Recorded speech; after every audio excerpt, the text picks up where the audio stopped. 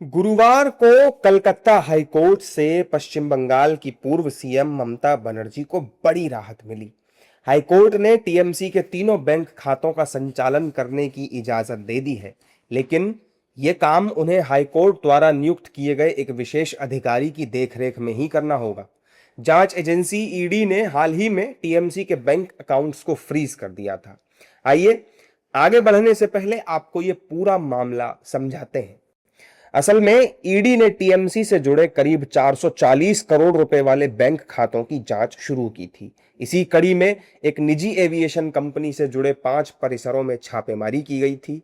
यह मामला cyber police द्वारा दर्ज उस एफआईआर पर आधारित है जिसमें वित्तीय अनियमितताओं और टीएमसी खातों के जरिए संदिग्ध लेन देन के आरोप लगाए गए थे। टीएमसी के बागी ऋतव्रत बनर्जी ने इस मामले पर कहा कि यह मनी लॉन्ड्रिंग का केस है। नटवरलाल की लीडरशिप में कलकत्ता से केमैन आइलैंड तक पैसा भेजा गया।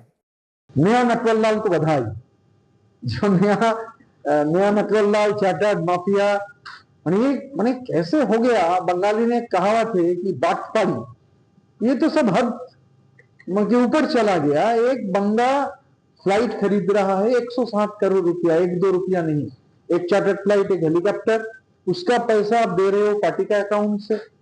फिर महीने भर जो महीने किराया वो भी दे रहे हो पार्टी के अकाउंट से। तो लगता है ये तो मनी लॉन्ड्रिंग का केस है।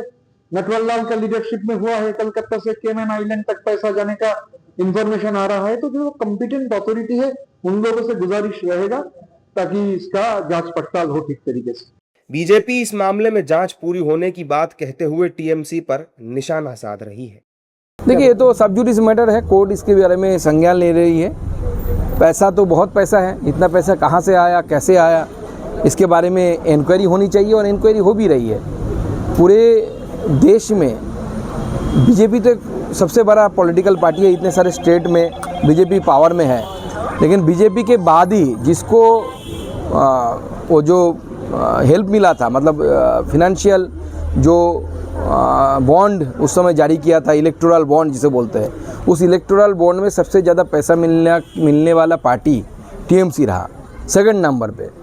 तो ये तो लोगों को आश्चर्य किया था तब भी। आज इंक्वायरी हो रही है, इंक्वायरी होनी चाहिए। उनके अंदर से ही क्वेश्चन आ रहा है कि ये पैसा कहाँ से आया, किसका पैसा है। कांग्रेस का ऐसा चोराई पैसा बहुत स्थान पर है और छोटा छोटा कंपनी बना के कुछ दूसरा प्रतिष्ठान में वो रुपया छुपा के रखा और ईडी का इंक्वायरी में, छानबीन में स्पष्ट निकाल के आया 400 करोड़ रुपया।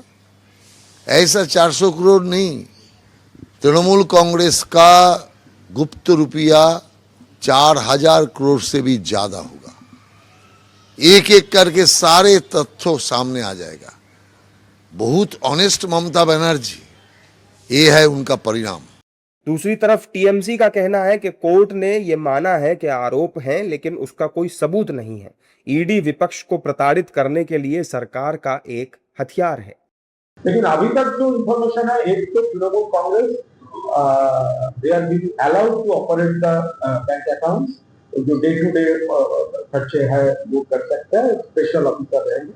दूसरा, ये कोर्ट का जो ऑब्जर्वेशन है, ये एलिगेशन हो सकता है, एलिगेशन जो भी कुछ हो सकता है, लेकिन आपको देखना पड़ेगा क्या कोई प्रूफ क्या है कि उसका फ्रीज किया जाए। ऐसा कोई प्रूफ नहीं है। तीसरा ये है, इसके बारे में मेरा कोई जानकारी नहीं है, लेकिन ईडी तो इतना केस करते हैं, कौन केस में कन्विक्शन हुआ है अभी तक?